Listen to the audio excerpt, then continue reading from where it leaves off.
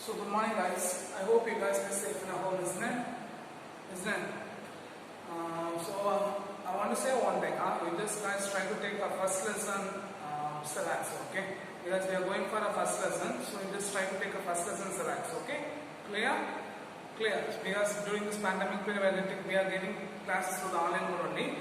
So we just try to take a first lesson syllabus, okay? Clear, guys? Clear? Okay. For last sessions, we see the Coulomb's law and its important aspect, isn't it? So we just go for a recap. And guys, what's Coulomb's law? What is Coulomb's law? Any two point charges, what is that? Any two point charges, it is separated by a particular distance length. What is that? Any 2 point charges, Q1, Q2, it is separated by a particular distance length. They experience, if it is the light charges means they experience the attractive force, if it is a repulsive force, if it is the unlike charges means they experience the attractive force. Right? So the force between these 2 point charges is directly proportional to the electrostatic force. The electrostatic force will be directly proportional to product of the two charges, which will be inversely proportional to square of the distance between them. So the electrostatic force will be directly proportional to product of the two charges, which will be inversely proportional to square of a distance between them. So when the proportion comes to equal, we are using a constant K, Q1, Q2 by R square. Q1, Q2 by R square. Then we see that we know the value of K, isn't it? Thus, what's the value of K? K is equal to 1 by 4 pi epsilon 0, isn't it? The value of K is equal to 1 by 4 pi epsilon 0. So if you substitute what is data, F is equal to 1 by 4 pi epsilon 0 Q1 Q2 by R square. If you write the vector form means here you write the R cap. Okay, in case if the charge will be exerted or the force on a charge Q2 will be exerted on a Q1 means 2, 1. Then the distance will be measured from 1 to 2. Clear? Clear? Clear. Then we see the important aspect is that from this important aspect, one of our very important point, what's the point is that the first point we know that the force will be directly proportional to product of the charges, inversely proportional to square of the distance between them. Then we see the force on the charges. Force on the charge Q2 will be external point charge Q1 means you get it to 1. If it will be Q1 to 2 means the distance will be measured from 2 to 1. Then it will be equal and opposite direction, so it satisfies the Newton's law, isn't it? Because it will be opposite direction, so it satisfies the Newton's law. Then we see that the value of K is equal to 1 by 4 by epsilon 0, which is equal to 9 into 10 power 9 Newton, and the value of epsilon 0 is equal to 8.854 into 10 power minus 12. 8.854 into 10 power minus 12, isn't it? Isn't it? Then fourth point, what's the fourth point? We see that the magnitude of electrostatic force between the two charges, each of 1 coulomb, which is separated by distance of 1 meter means then the force between the two charges will be 9 into 10 power 9 Newton. 9 into 10 power 9 Newton. Then sixth point we see that there is a similarity between the Coulomb's law having a same structure of a Newton's law of gravitation, isn't it? The Coulomb's law having a same structure of a Newton's law of gravitation. We compare the 2 points. For gravitation law, the force will be directly proportional to product of the masses, inversely proportional to square of the distance between them. For Coulomb's law, the force will be directly proportional to the point charges, inversely proportional to square of the distance between them. Then point number 2, what's the point we see that? The Newton's law, the gravitational force between the two masses will be always attractive, but the force between the two charges will be attractive or repulsive. Because if it is a like charges means they will be repel, if it is unlike charges means they will be attract. Then point number 3, what's the point number 3? The value of K is equal to 9 into 10 power 9 Newton meter square per Coulomb square, but the value of gravitational constant G is equal to 6.67. What is that? 6.67 into 10 power minus 11 Newton meter square per kilogram square. Then what's the fourth point? We see that the gravitational law. The force between the two masses will be independent of a medium, but the electrostatic force between the two charges will be depends on medium. Okay, what is that? The electrostatic force between the two charges will be depends on medium. Okay, clear? The last one, what's the point? We say that Coulomb's law will be only true for only valid for point charges, but he assumed the point charges are the charge spheres on a torsion balance. and the distance will be greater than distance will be very much greater than the radius of a sphere. Okay, and the distance will be very much greater than radius of a sphere. Okay, clear. So these are the parts we see in the previous sessions. So for today's sessions we are going to see about the superposition principle and the electric field. Okay, we are going to see the superposition principle and the electric field. Okay, what's the part we are going to see? We are going to see the superposition principle and the electric field. So first,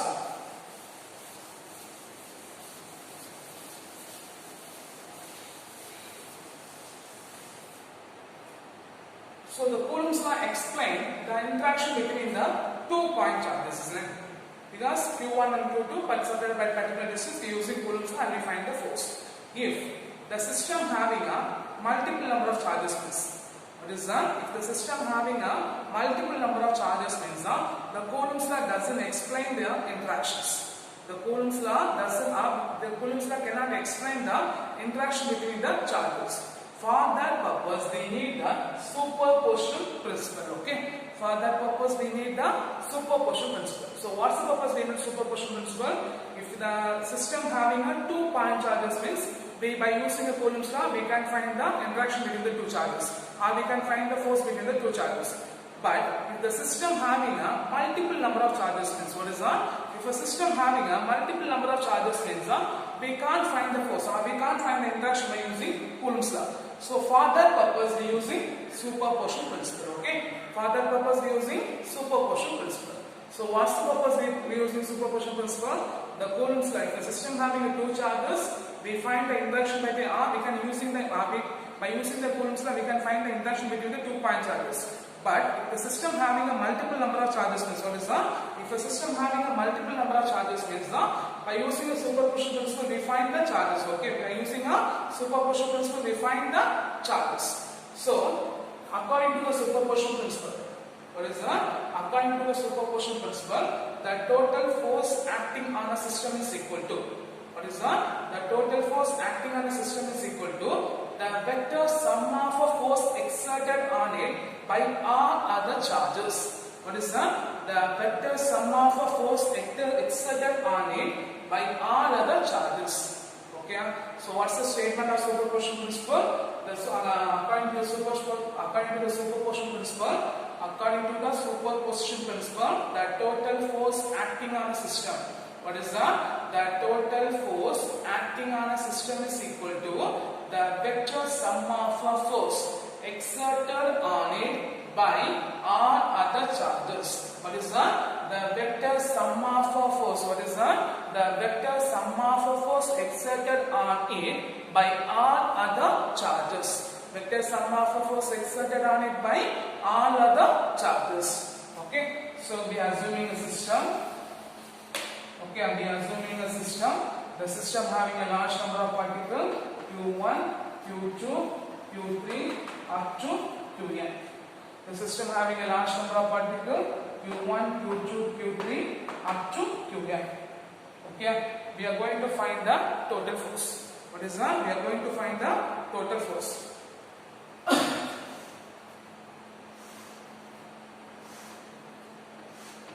Okay.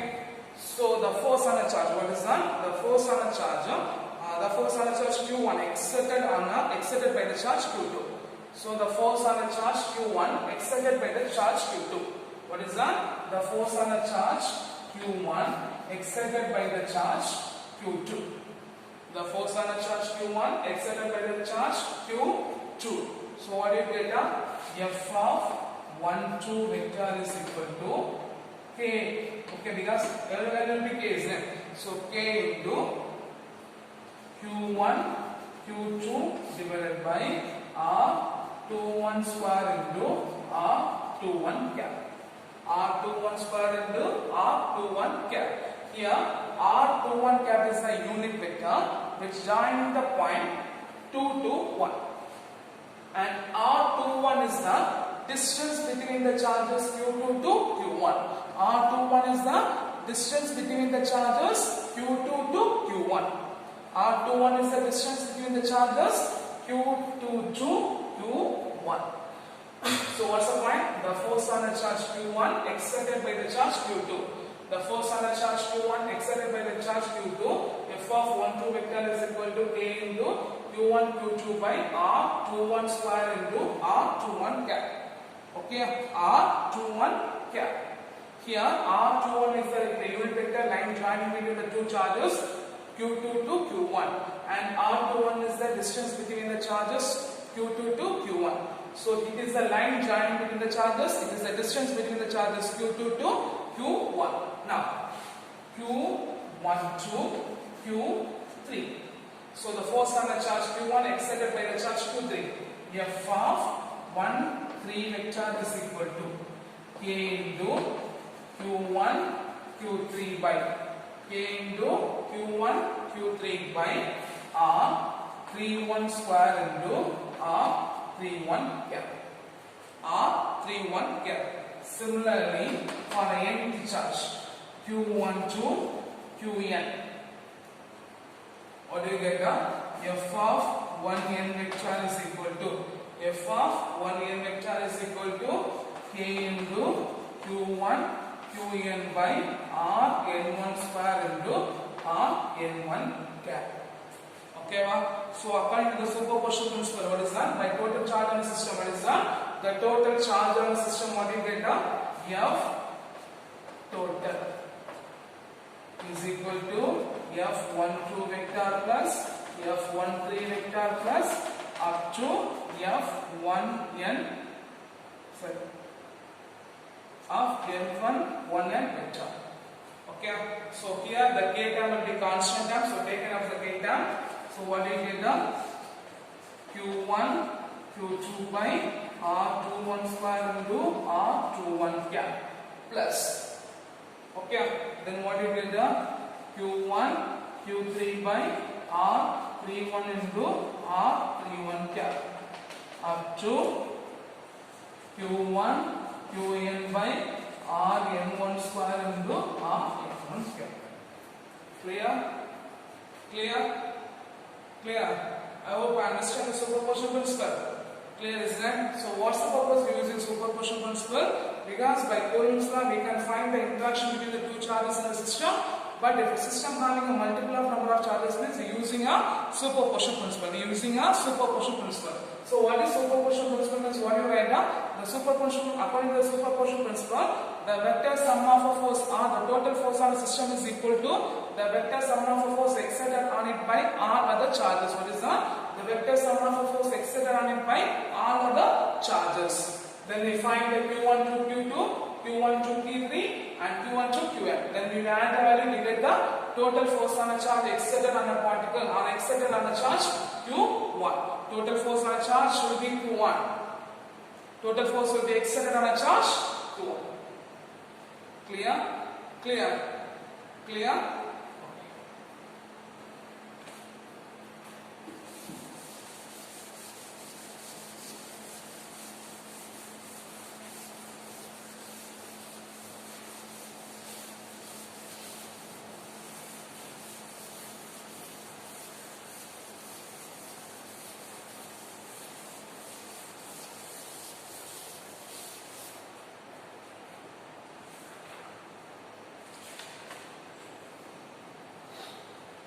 The next one is the electric field. Okay, what is the electric field?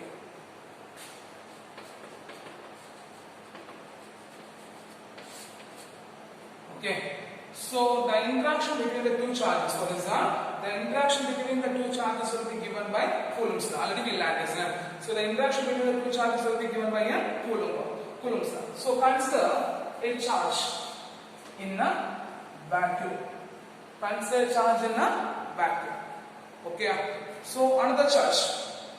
Okay, what is that? If another charge q0 will be moved towards the charge, at one point they experience maybe a repulsive force or attractive force. The distance is called as an action at distance. The distance is called as an action of distance. Okay, the distance is called as an action at a distance. The distance is called as an action at a distance.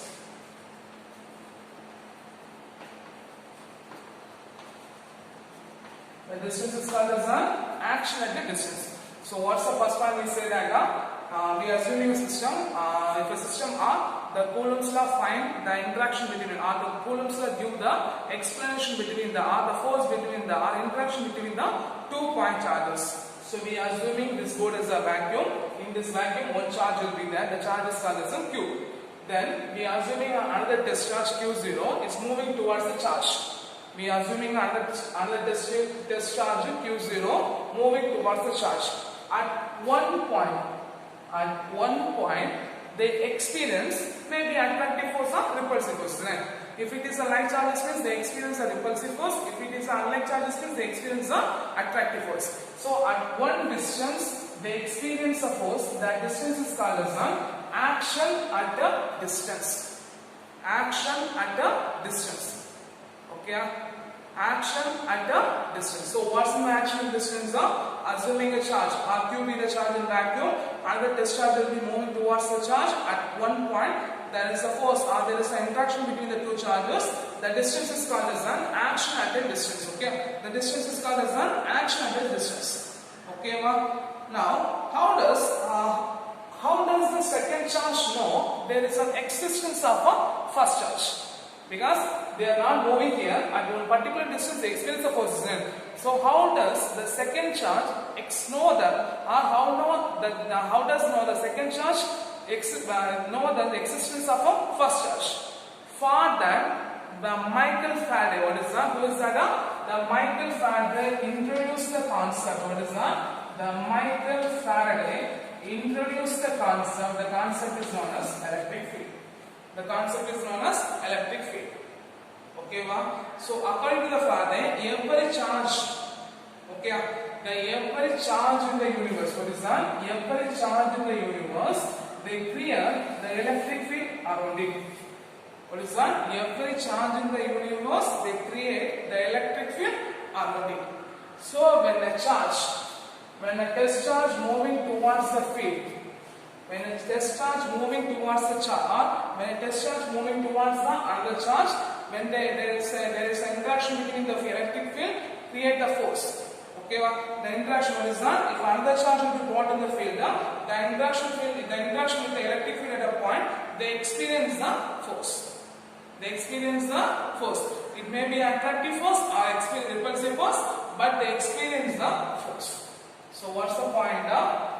We are assuming a charge in a vacuum. If a test charge Q0 is moving at a charge at one distance or at one particular distance, there is a force will be maybe attractive force or repulsive force, or there is an interaction between the two charges will be happen. So the distance is called as an action at a distance. So how does the second charge know there is the existence of a first charge? For that, the Michael Faraday introduced the concept. The concept is called as an electric field. The concept is called as an electric field. Okay, the concept is called as an electric field. So what is the electric field means? Every charge in a space, every charge in a space or vacuum, they create an electric field surrounding by it. So when a test charge will be moving towards a point, when a test charge will be moving towards it, there is an interaction between the electric field. So they experience the force. This force may be attractive force or repulsive force. Whenever the charges interacting with the field, what is that? Whenever the charges interacting this field, they experience the force. If it is a like charges means they experience a repulsive force. If it is an unlike charges means they experience the attractive force. Okay, so you understand the concept of electric field? Clear? Clear. So the Michael Faraday introduced the imaginary concept. Okay, it's not a real concept. It's he assumed that they are surrounding by a space is called as an electric field. Okay, or they are surrounding by a region is called as an electric field. Okay, clear? Clear. Now,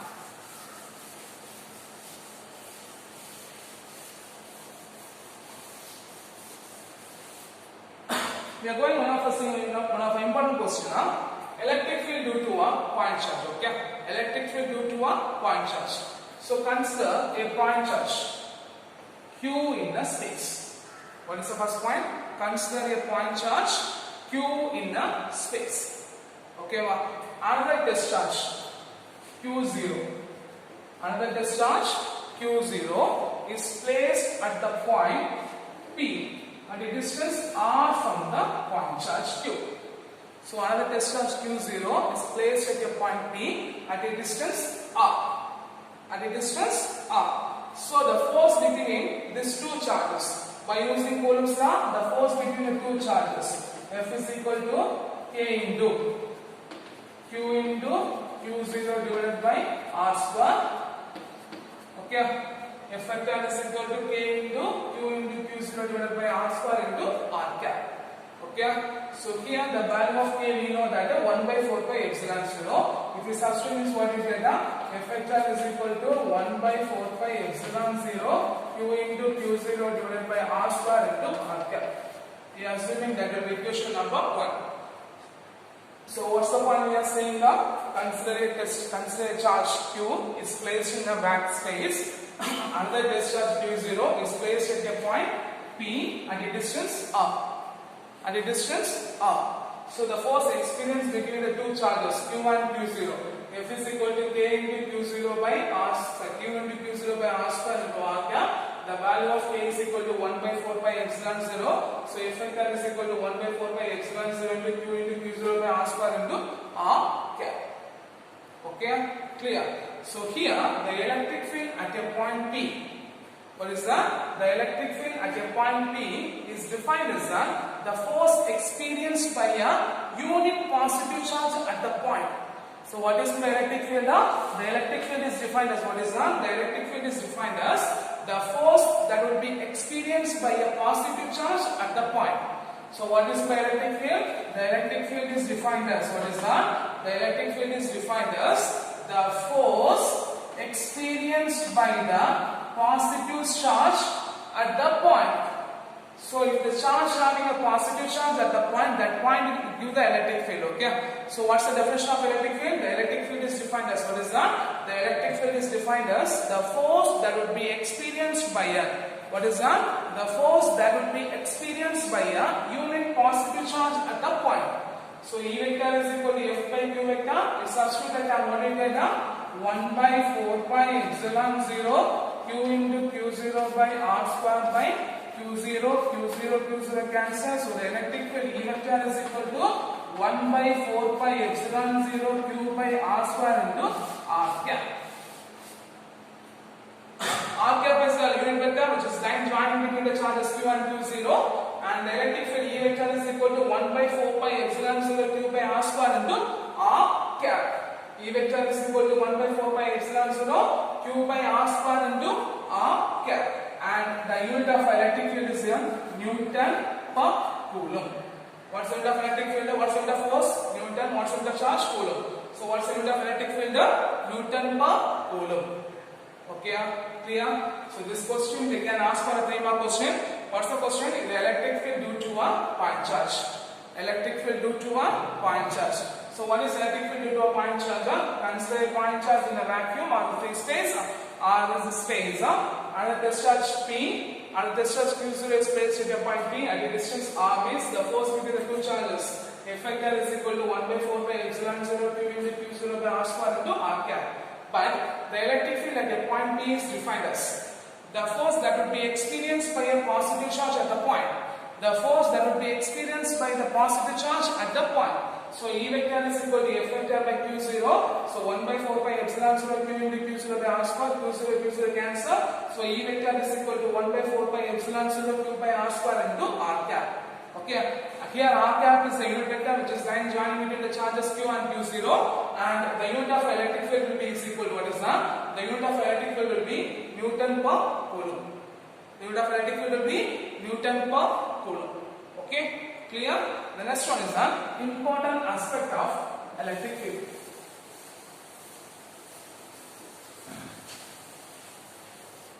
What's the next one? Important aspect of electric field. So point number 1. If a charge will be positive means, okay, if the charge will be positive means the electric field will be point away from the source. Electric field will be point away from the source. Okay. The electric field will be point away from a source. At the same time, if the charge will be negative means, if a charge will be negative means, the electric field will be point towards the source.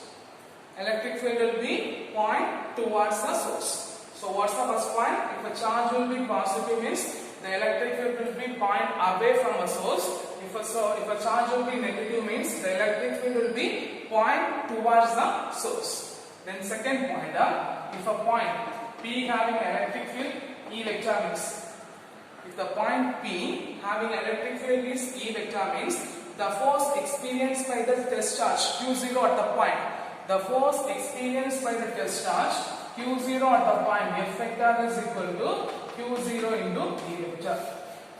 So what's the second point? The point, we are assuming a point is the point having electric field E vector means the force experienced by the test charge at the point, the force experienced by the test charge Q0 at the point, F vector is equal to Q0 into E vector.